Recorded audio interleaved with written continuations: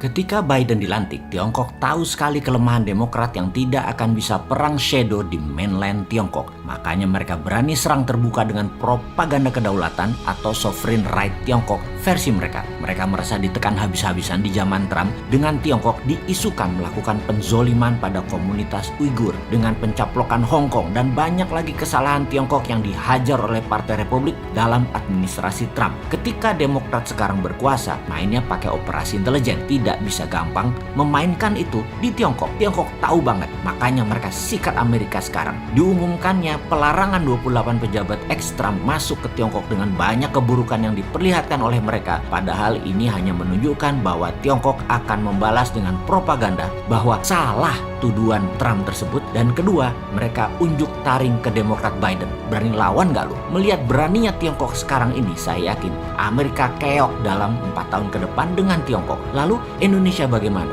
Kita saat ini miring ke Tiongkok dalam hal menerima investasi Tiongkok di tanah air yang menyedot sumber daya alam mineral Indonesia. Secara akunting, emang negara untung? Ya enggak lah, mana buktinya? Lihat APBN tuh, ada nggak untungnya dari kehadiran Tiongkok di Indonesia yang menyedot sumber daya alam mineral tersebut? Mengapa? Gini loh dagangnya, saya urai ya. Urusan main mineral walaupun skala garasian lumayan lah. 25 tahun saya sudah berdagang hal seperti itu. Jadi kita melihat dari dua kacamata, sebagai penghasil mineral atau sebagai penjual mineral. Ini penting, karena kalau Anda sebagai penjual mineral, kadar kandungan mineral Anda harus tinggi supaya dijual dengan harga tinggi. Yang kedua, yang geblek adalah harga internasional yang kita anut. Ingat, kata geblek akan saya ulang-ulangi ke depan ya, biar seru gitu loh. Di sisi lain, sekarang Anda adalah pembeli mineral. Benar, Anda ingin kandungan mineralnya besar, namun Anda ingin beli dengan harga kandungan mineralnya kecil. Paham? Belum paham? Saya lanjut ya. Begini misalnya, kandungan nikel. Anda penjual nikel ore atau mentahan atau masih dari alam, belum diproses, katakanlah dari tanah kandungan Anda per ton ada 500 gram nikel. Ini hanya contoh ya, for the sake of discussion ya. Maka sebagai pembeli Anda ingin kandungan nikelnya besar, betul ya? Namun itu bukan mental pedagang. Pedagang akan bilang, kita tes ya kandungannya. Nah, alat tes tadi yang ada di seluruh lab komersial dunia itu rendah sensitivitasnya. Jadi dibacanya paling 400 gram nikel, padahal bisa 700 gram aslinya nanti setelah diproses. Ini kita tahu banget. Jadi pinternya semua itu dimainkan di alat dan disertifikasi. Jadi alat ukur yang ada di lab, di lembaga lab tes mineral tadi, dari sononya, dari pabriknya, mesin tes tadi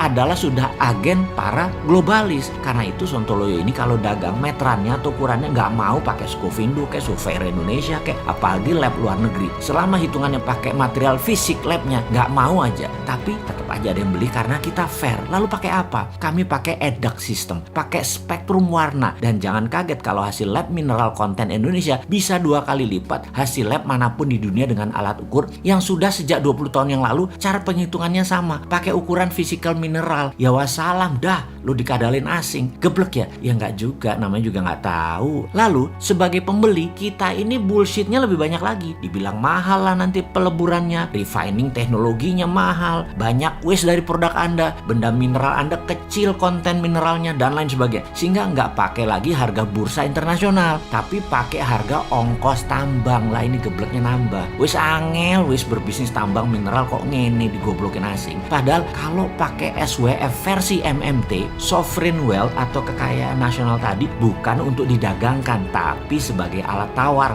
atau sebagai underlying cetak uang.